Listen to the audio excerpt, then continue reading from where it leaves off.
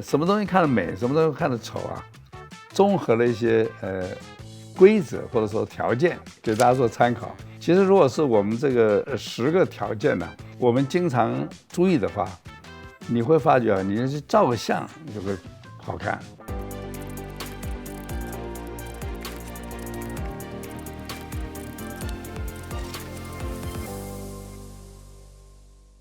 大家好，我是曹兴诚，这是我的 AI 小帮手阿叶。阿叶啊，我们上次播出的内容啊，大家反应都很好，不过有少数人呢听不惯你的口音。那怎么办？我需要改我的口音吗？不用，你的口音是微软公司的产品，最符合我对你的人设。我希望你的声音啊，让人家想到聪明、天真、可爱、调皮的小男孩。我可以改变人设，变成女生吗？那不太方便啊。像我现在如果改成女性，也不太方便。现在男变女很方便的，手术6到8个钟头就完成。要不要我来帮你安排一下？说不定可以让你变成网红。嘿嘿，你别捣蛋，让我们言归正传吧。一张人脸是丑还是美啊？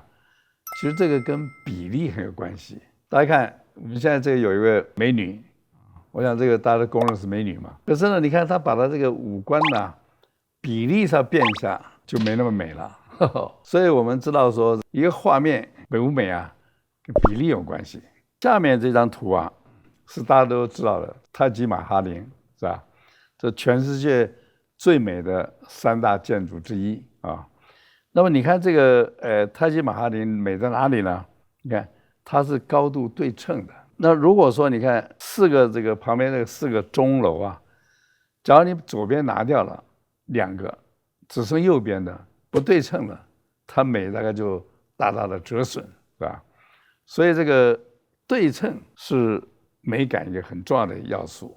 下面一个我们可以比较2张图啊，一个呢就是绿绿的啊，一片草地，你看出来没什么特别的美感，是吧？可是如果换到下面这张图啊，我看每个人都眼睛一亮，哇，觉得哇好漂亮。那么为什么这个图比上面能够感觉漂亮呢？然后第二就有对比，你看这个陆地跟水的这个对比，天空跟倒影的对比，云的白色跟天空的青色有对比，对比呢画面就非常丰富啊，非常的这个漂亮。还有一个这个美感的这个要素啊，叫做动感。我们刚刚讲过啊，这个动是很重要的啊。那如果一个画面啊没有动感呢，通常是吸引不到我们眼球。那么我们再看下面的2张图的比较啊，一个是菜叶，看起来没什么动感。可是如果到下面这张图一看，每个人啊眼睛一亮，是吧？你看下面这张图啊，为什么是漂亮呢？第一个，它中央有个木的步道啊，它是 S 型的，这 S 型呢就给我们很高的一个动感啊。另外当然它也是这个绿叶和白步道的一个对比，还有左右两边的对称，所以它符合这些条件呢，造就了很美的画面。下面我们讲一个画面呢有没有力气，这很重要啊。如果软趴趴的没力气啊，比较不好看，所以这个力感很重要。有人就做了一个实验，大概2张图啊，上面是一个比较柔和的线条，那么下面呢很多尖锐的这个直线。这个实验呢是教大家说你这个字跟这个图形啊，你会怎么样的相连？测试结果就是啊，左边这个 Takete， 大家都连到这个锐角直线的线条，这 Maluma 大家会连到这个比较柔和的曲线的这个线条。那么为什么这样子？因为我们看到这个 Takete 发音是要用力的，我们就联想到这个很尖锐的这个多角的线条。那 Maluma 它比较轻柔的，所以联合到这个曲线。所以你可以看到就是说呢，曲线是给我们柔和的感觉，锐角给我们很有力道的感觉。下面呢，这是我收藏了一个唐三彩的天王像。那么这个像呢，底下踩了一个很倒霉的一个鬼啊。那么我们看这个鬼啊，表情很生动，其实它还蛮有力感的。第一个，你看他这个手撑着地啊，这个角度跟这个肌肉的凸起啊，是很有张力的啊。那么你看他右边被蛇咬的这个耳朵啊，哇哇叫，啊，这是很生动的一个画面，有趣。另外，下面这个铜的狮子呢，是一个当代法国作家的作品啊，我当时看了觉得很有力感，把它买下来。可惜当时呢，这个没有考虑到它这东西非常大，就现在家里没办法摆啊。我就现在借给那个南港啊六福万怡酒店，各位如果去那个酒店逛的时候，可以参观一下。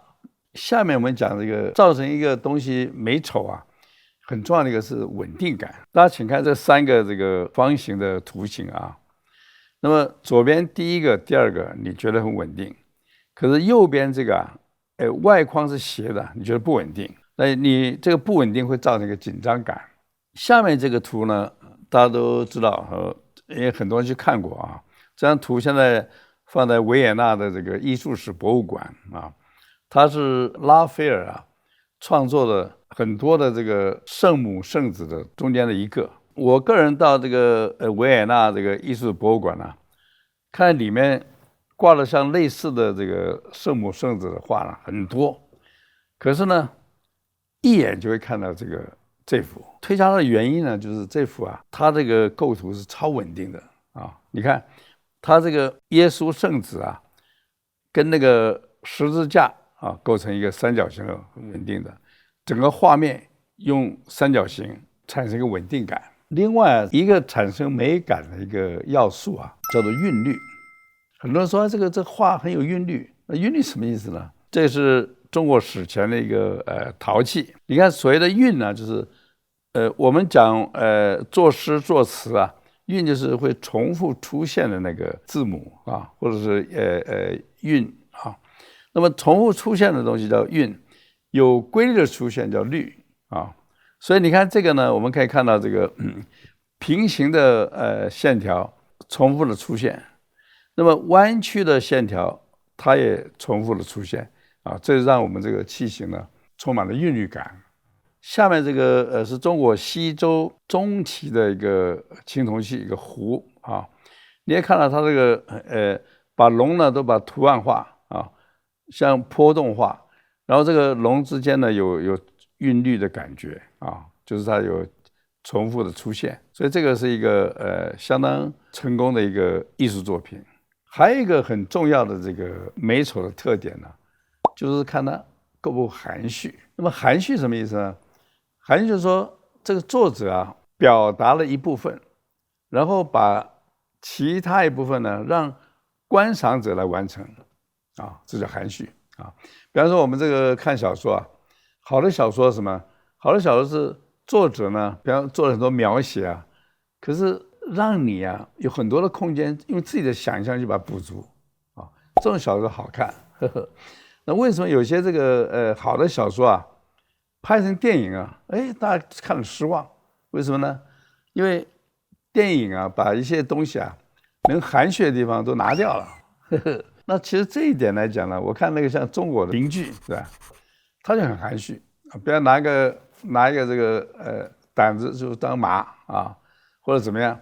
其实那让你啊增加很多想象力。那么现在这个电影啊，因为太逼真了，你反而没想象力。在美感上呢，不管是文学啦、诗啦，或者是美术啦，懂得含蓄很重要。那么你看我们下面这2张图啊，左边这个是一个西汉的雕塑木雕，它是一个武士，看起来非常含蓄，都是他的整个力量啊都内敛在里面，好像蓄势待发啊。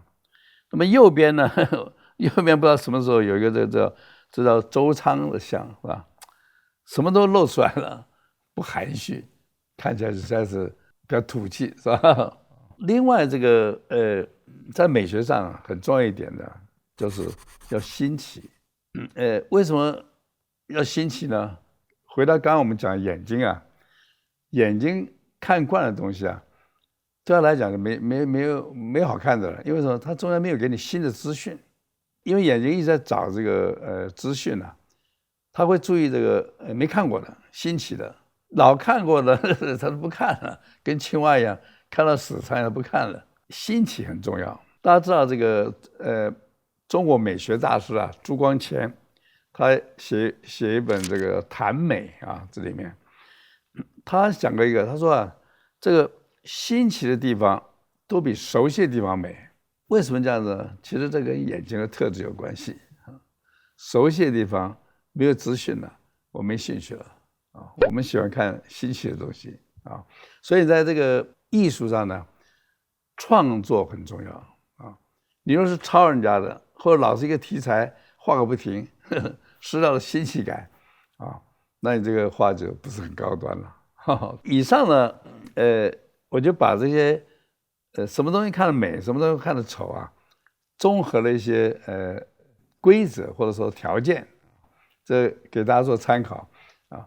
其实如果是我们这个10个条件呢，我们经常注意的话，你会发觉啊，你去照个相就会好看啊，你会注意到这个对称啊、对比啊、力感啊、动感啊，那你稍微加注意一下，你拍出来的照片就很有艺术性啊，这个大家不妨试试看。以上我们讲的就是关于一个美的一些规则要素，是吧？